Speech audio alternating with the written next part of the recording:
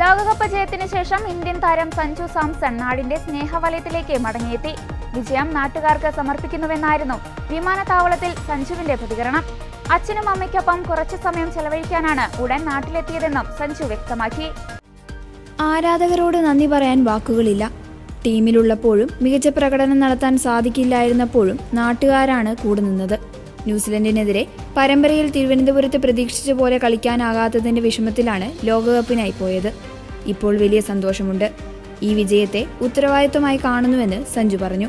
ലോകകപ്പ് വിജയത്തിന് തൊട്ടടുത്ത ദിവസം അപ്രതീക്ഷിതമായാണ് സഞ്ജു നാട്ടിലെത്തിയത്.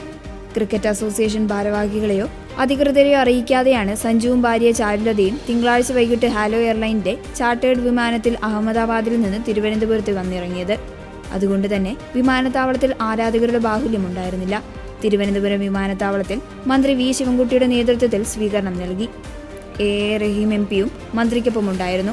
വിഴിഞ്ഞത്തെ വീട്ടിലെത്തിയ താരത്തിന് നാട്ടുകാരുടെ നേതൃത്വത്തിൽ സ്വീകരണം ഒരുക്കിയിരുന്നു. സംസ്ഥാന സർക്കാർ ഔദ്യോഗികമായി സ്വീകരണം നൽകുമെന്ന് മന്ത്രി വി ശിവൻകുട്ടി പറഞ്ഞു. മനസ്സൊന്ന് പാളിപ്പോയപ്പോൾ ആരെ വിളിക്കണമെന്ന ആശങ്ക തോന്നി. അപ്പോഴാണ് സച്ചിൻ സാറിന്റെ പേര് മനസ്സിൽ വന്നത്. ആദ്യം വിളിച്ചപ്പോൾ 25 മിനിറ്റോളം അദ്ദേഹം സംസാരിച്ചു. അദ്ദേഹത്തിന്റെ കരിയറിലെ പല കാര്യങ്ങളും പങ്കുവച്ചു. എല്ലാ കാര്യങ്ങളിലും ഉപദേശം നൽകി. ലോകകപ്പ് ഫൈനലിന്റെ തലേന്ന് അദ്ദേഹം വിളിച്ചിരുന്നു. സന്ദേശങ്ങളും അയക്കാറുണ്ടായിരുന്നു. വലിയ സന്തോഷം, എല്ലാവർക്കും തോന്നിയ പോലെ വലിയ സന്തോഷം. ചെറിയൊരു വിഷമത്തിൽ നിന്നാണ് നാട്ടിൽ നിന്ന് പോയത്. നാട്ടിലെ ട്രിവാൻഡ്രത്തെ കളി വിചാരിച്ച പോലെ നന്നായിട്ട് ചെയ്യാൻ പറ്റാത്തൊരു വിഷമത്തിൽ ആണ് ഇവിടെ നിന്ന് പോയത്. പക്ഷെ ഇത്രയും ഭയങ്കര ഒരു ട്വിസ്റ്റ് ഉണ്ടാവുമെന്ന് ആ സമയത്ത് പ്രതീക്ഷിച്ചില്ല. അപ്പോൾ വലിയ സന്തോഷം. പറയാൻ വാക്കുകളില്ല. ഇപ്പം മാത്രമല്ല, എന്നെ ടീമിൽ എടുക്കാത്തപ്പോഴും ടീമിൽ ഉള്ളാവുമ്പോഴും പെർഫോം ചെയ്യാത്തപ്പോഴും നമ്മുടെ കുറേ സെറ്റ് ബാക്സിലാണല്ലോ നമ്മുടെ നാട്ടുകാർ എപ്പോഴും കുറച്ച് കൂടുതൽ കൂടെ നിന്നിട്ടുള്ളത്. അപ്പോൾ അവർക്ക് എപ്പോഴും ആ ഒരു സമയത്ത് നമ്മളെ സപ്പോർട്ട് ചെയ്യുന്ന ആൾക്കാർക്ക് തിരിച്ചൊരു സന്തോഷം കൊടുക്കണം എന്നുള്ള റെസ്പോൺസിബിലിറ്റി എൻ്റെ മനസ്സിൽ എപ്പോഴും ഉണ്ടായിരുന്നു. അപ്പോൾ ഈ ഒരു പെർഫോമൻസ് നാട്ടിലുള്ള എല്ലാവർക്കും ഡെഡിക്കേറ്റ് ചെയ്യുന്നു. വേറെ ഭയങ്കര മനസ്സ് നിറഞ്ഞിരിക്കുന്ന ഒരു സമയമാണ്. കാരണം ക്രിക്കറ്റ് ഉറപ്പായിട്ട് നല്ല പെർഫോമൻസ് ചെയ്യാൻ പറ്റും. ചിലപ്പോൾ കളി ജയിക്കും, ചിലപ്പോൾ കളി തോക്കും. പക്ഷെ ഇത്രയും ആൾക്കാരുടെ ഇത്രയും ജെന്യുവൻ സപ്പോർട്ടും ഇത്രയും പ്രാർത്ഥനകൾ കാണുന്ന കുറേ വീഡിയോസും കുറേ മെസ്സേജസും കുറേ റീൽസും വീട്ടിൽ വൈഫ് കാണിച്ചു തരുന്നുണ്ട്. അപ്പോൾ അത് കാണുമ്പോൾ എനിക്ക് ഭയങ്കര എന്താ പറയുക, കണ്ണൊക്കെ നിറഞ്ഞു പോകുന്നുണ്ട്. അപ്പോൾ അത്രയും സ്നേഹം എനിക്ക് അറിയിക്കുന്നുണ്ടോ എന്ന് പോലും എനിക്ക് അറിഞ്ഞുകൂടാ. പക്ഷെ അതിന് എന്നെ ഇത്രയും സ്നേഹിക്കുന്ന എല്ലാവർക്കും ഒന്ന് മനസ്സിൽ എനിക്ക് വേണ്ടി പ്രാർത്ഥിച്ച എല്ലാവർക്കും ഞാൻ നന്ദി പറയുന്നു ഈ സമയത്ത്. അയ്യോ, അത് പറയാൻ പറ്റാത്തൊരു ഫീലിംഗ് ആയിരുന്നു. അപ്പോൾ ഞങ്ങൾ ടച്ചിൽ ഉണ്ടാവാറുണ്ടായിരുന്നു. കുറച്ച് വർഷങ്ങളായിട്ട് മെസ്സേജസ് അയക്കുന്നുണ്ടായിരുന്നു. IPL കാണുമ്പോഴൊക്കെ സംസാരിക്കാറുണ്ടായിരുന്നു. പക്ഷെ എനിക്കൊന്ന് മനസ്സൊന്ന് ഒന്ന് പാളി പോയപ്പോൾ എനിക്ക് എൻ്റെ ഇനി ആരെ വിളിച്ചാലാണ് ഒരു ഉപദേശം കിട്ടാൻ. അപ്പോൾ പിന്നെ ഒരു പേരെ മനസ്സിൽ വന്നിട്ടുള്ളൂ. അപ്പോൾ സാറിനെ വിളിച്ചപ്പോൾ സാറും ഭയങ്കര ജെന്യുവനായിട്ട് കണക്റ്റായി. അപ്പോൾ സാറും ഒരു 25 മിനിറ്റ് ഫോണിൽ കൂടെ എൻ്റെ അടുത്ത് സംസാരിക്കുകയുണ്ടായി. സാറിൻ്റെ കരിയറിൽ നടന്ന കുറേ കാര്യങ്ങൾ എൻ്റെ അടുത്ത് ഷെയർ ചെയ്തു. അപ്പോൾ എനിക്ക് ഈ സമയത്ത് എന്തൊക്കെയാണ് ചിന്തിക്കേണ്ട ആവശ്യമുള്ളത്, എങ്ങനെ പ്രാക്ടീസ് ചെയ്യണം, എങ്ങനെയാണ് ഈ സിറ്റുവേഷനെ കാണേണ്ടത്. അപ്പോൾ ഭയങ്കര ജെന്യുവനായിട്ട് എനിക്കത് ഹെൽപ്പ് ചെയ്തു. അപ്പോൾ ന്യൂസിലൻഡ് സീരീസിലും ഫോം ഔട്ട് ആയപ്പോൾ അത് കഴിഞ്ഞ് വിളിച്ചപ്പോഴും കുറേ ഉപദേശങ്ങളുണ്ടായിരുന്നു. വേൾഡ് കപ്പ് ഫൈനലിൻ്റെ തലേ ദിവസം വരെ സാറ് ഇങ്ങോട്ട് വിളിച്ച് ചോദിക്കുകയുണ്ടായി, എല്ലാം റെഡിയല്ലേ, ഹൗ ആർ യു ഫീലിംഗ് എന്നൊക്കെ പറഞ്ഞ് ചോദിച്ചു.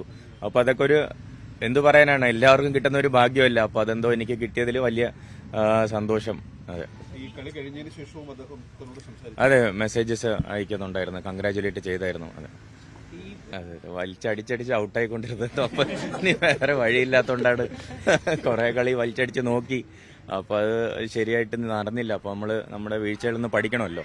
അപ്പോൾ ഒരു 5 മാച്ച് ഇവിടെ സീരീസ് ഉണ്ടായിരുന്നപ്പോൾ എനിക്ക് നമ്മുടെ രീതി അതാണല്ലോ, നമ്മുടെ ശീലി അനുസരിച്ച് നമ്മൾ ഭയങ്കര സ്ട്രൈക്ക് റേറ്റ് കൂട്ടാൻ നോക്കി. പക്ഷെ അത് നടന്നിട്ടില്ല. അപ്പോൾ നമ്മൾ കുറച്ച് വേറെ ഗെയിം പ്ലാനോടെ ഈ വേൾഡ് കപ്പ് പ്രിപ്പയർ ചെയ്തായിരുന്നു. അതിൻ്റെ ഒരു ഇതാണ്.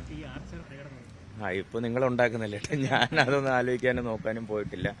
സോഷ്യൽ മീഡിയ ഭയങ്കര ഒരു സ്ട്രോങ് ആയിട്ട് ഇൻഫ്ലുവൻസ് ചെയ്യുന്ന ഒരു ഫാക്ടറായിട്ട് എനിക്ക് തോന്നുന്നുണ്ട്. അപ്പോൾ സ്ട്രോങ് എന്ന് വെച്ചാൽ പോസിറ്റീവായിട്ടും ചെയ്യാം, നെഗറ്റീവായിട്ടും ചെയ്യാം. അപ്പോൾ നമ്മൾ ഏത് രീതിയിലാണ് അതിനെ ടാക്കിൾ ചെയ്യുന്നതെന്ന് നമ്മുടെ ഇപ്പോഴത്തെ ചെറുപ്പക്കാരും എല്ലാവരും പഠിച്ചിരിക്കേണ്ട ഒരു സംഭവമാണ്. എനിക്ക് ഉറപ്പായിട്ട് ഇഷ്ടമുള്ള ഒരു കാര്യമാണ്. ഞാൻ നേരത്തെ പറഞ്ഞ പോലെ സോഷ്യൽ മീഡിയ കാണുന്നുണ്ടാണ് എനിക്ക് മനസ്സിലായത് എത്രയാണ് നാട്ടുകാർ എന്നെ സ്നേഹിക്കുന്നതെന്ന്. പക്ഷെ അതേപോലെ അതിന്റെ ഓപ്പോസിറ്റ് ഉണ്ടാവുമ്പോൾ അതൊക്കെ സഹിക്കാനുള്ളൊരു മനസ്സുണ്ടെങ്കിൽ മാത്രം സോഷ്യൽ മീഡിയ ഒക്കെ ഓപ്പൺ ആക്കി വെക്കുക. അപ്പോൾ അത് അങ്ങനത്തെ ഒരു ഉപദേശമാണ് എനിക്ക് കിട്ടിയിട്ടുള്ളത്. ഞാൻ അത് കറക്റ്റായിട്ടൊന്ന് കഴിഞ്ഞ ഒരു മാസമായിട്ട് ഫോൺ ഓഫാണ്, ആർക്കും വിളിച്ച് കിട്ടുന്നില്ല, മെസ്സേജസ് ആരും ഡെലിവർ ആവുന്നില്ല. സോഷ്യൽ മീഡിയയിൽ എൻ്റെ ടീമാണ് മാനേജ് ചെയ്യുന്നത്.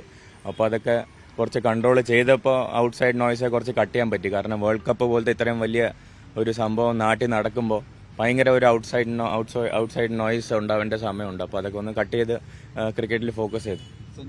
നാട്ടിലൊന്നുമില്ല, ഒന്ന് സമാധാനമായിട്ട് വീട്ടിൽ അച്ഛനമ്മയായിട്ടൊന്ന് 2 ദിവസം ഇരിക്കണം എന്നാണ് ആഗ്രഹം. ഇന്റർവ്യൂ കഴിഞ്ഞ എല്ലാവരും ഒന്ന് റിലാക്സ് ചെയ്തിരുന്നെങ്കിൽ ഒന്ന് വീട്ടിൽ 2 ദിവസം സമയം കുറച്ച് മിണ്ടാതെ ഇരിക്കായിരുന്നു.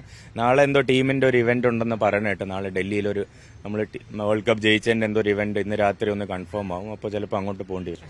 വലിയ സന്തോഷം. താങ്ക് യു സോ മച്ച് ഇത്രയും വലിയ സപ്പോർട്ടിന്. ഇതിനെയും കാട്ടിയും എന്ത് ആവശ്യപ്പെടാനും വലിയ സന്തോഷം. താങ്ക് യു എല്ലാവർക്കും. വലിയ താങ്ക് യു.